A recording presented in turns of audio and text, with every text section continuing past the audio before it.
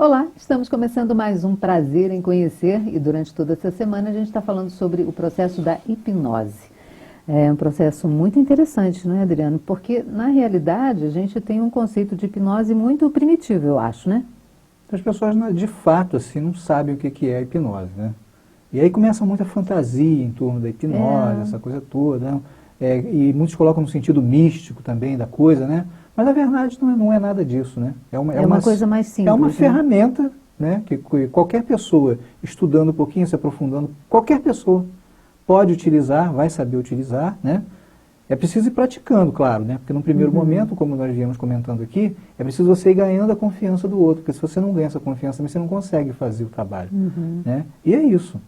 Ah, legal. E eu tenho aqui também, sem esquecer, lógico, do nosso livro Mitologia Grega, que a gente está fazendo um sorteio, vamos sortear na última sexta-feira desse mês de maio. E você, para participar, é só mandar um e-mail para a gente, tvas@tvas.com.br. Mitologia Grega, da editora Vozes, e de Junito de Souza Brandão. Quer saber um pouquinho mais sobre mitologia? Manda um e-mail para a gente e a gente vai sortear. Quem sabe, pode ser você, não é? E na próxima semana também a gente vai falar sobre mitologia grega, né? Vamos a gente vai finalizar, né? essa semana a hipnose e na outra semana a gente vai falar sobre mitologia grega. Não sobre tudo isso aqui, né? Não vai dar tempo. Não, a gente vai trazer temas, como é que se diz, aplicados, né, à realidade, né? Não vamos falar, assim, dar uma aula de mitologia, né? Mas temas aplicados, né? Na realidade, na vida de cada um, né? Como nós já falamos aqui, demos alguns exemplos aqui de deuses, né? De deuses, influência né? das deusas. Isso, exatamente, para a gente ver a aplicabilidade disso, né? Bacana. Bom, então vamos lá, vamos continuar na nossa hipnose. Agora a gente vai para indução hipnótica, né? Isso. Então, aí, daqueles processos todos que a gente já falou aqui, que é até o último que nós falamos aqui, que foi... Tá, então deixa eu só falar. Se você por acaso perdeu, né, algum dia e tal, e quiser, dessa semana sobre a hipnose, quiser assistir, no final de semana a gente tem a reprise de todos os programas, tudo condensado num programão só, único, que aí você vai poder acompanhar desde o início. Mas vamos lá. Então, e aí, dentro desse processo, que o anterior foi a questão de você ganhar a confiança da pessoa através da pseudo-hipnose, agora a gente tem a indução hipnótica. Bom, se a pessoa já está na tua, vamos dizer assim, você agora vai fazer a indução. Para fazer a indução, você precisa tirar o senso crítico. Você precisa baixar a razão, a consciência, né? A razão. E aí tem algumas armadilhas para isso, né? Vamos dizer assim. Aí já não são mais armadilhas, são ferramentas mesmo, né? Você vai... Porque o que acontece? Nós temos a tendência de querer colocar o 2 depois do 1, o 3 depois do 2, organizar as coisas. A mente racional, ela tenta ajustar as coisas, ela tem que dar um sentido para as coisas.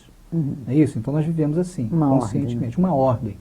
É assim que nós funcionamos, nós tentamos entender as coisas. Quando não entendemos, a gente fica perdido, a gente não sabe o que fazer, né? Um pequeno exemplo disso, para quem já assistiu o filme Kaspar House, que é um filme muito interessante, de um menino que é achado no meio do mato, e ele não aprendeu nada, não aprendeu a escrever, não aprendeu a falar, não aprendeu nada, coitado. Então ele começa a aprender a fazer tudo depois já de adulto, né, aquela coisa toda. Mas aí fica uma coisa meio perturbada, as pessoas não entendem direito quem é o Kaspar House, aquela coisa, aquela ideia toda, a sociedade, aquela vila ali, aquele vilarejo tenta acolher esse cara, mas esse cara fica muito diferente dos outros, por tudo, né?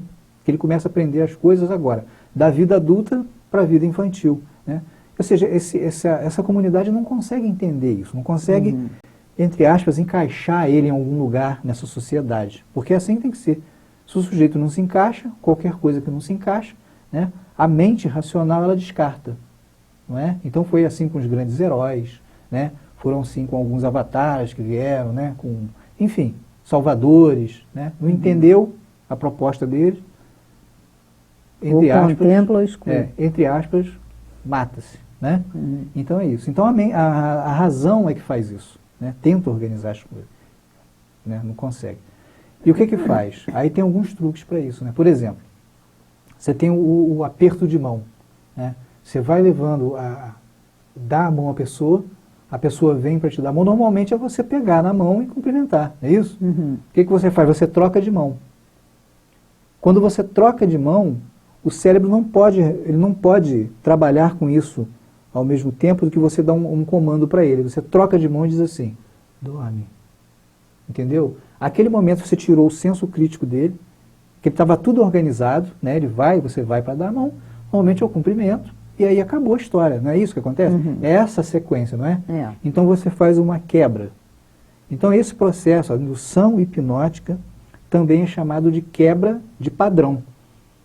Exatamente para isso. A função é essa, é quebrar o que já está pré-estabelecido. Então quando você quebra aquilo, o outro já fica meio perturbado. Nessa perturbação dele, ele abriu uma brecha para o mundo emocional dele. Quando ele abre esse portal, vamos dizer assim, você diz para ele, você já viu isso na televisão? Não. Né? O hipnólogo chega para ele e fala assim, dorme. Fala no ouvido dele. Então ele não está sabendo lidar com essas duas coisas quando já entrou. O comando já foi aceito. Né? Ou você chega de repente e bate um palma, né, perto da pessoa, né? Pô, quem que vai esperar um negócio desse, né? Eu venho ao encontro, isso, né? Não é? Uma coisa meio, né? Chego perto de você, dorme, né? Ou bate palma de novo, né? Fica fazendo muito barulho e fala assim, bem baixinho, dorme. E fazendo barulho, ou seja, você processa uma coisa ou você processa outra, entende? Então você começa a sair desse estado de crítica e entrar no estado emocional. Pô, esse cara está me irritando, batendo, fazendo barulho, dizendo para mim, dorme, não sei o quê. Aí você já entra no estado emocional. Quando você entra no cérebro emocional, pronto, aí o hipnotizador já te ganhou. Aí já era. Aí você já começou a entrar o primeiro processo da hipnose, entendeu? Entendi. Você entendeu? Então vamos continuar o processo da hipnose no próximo bloco.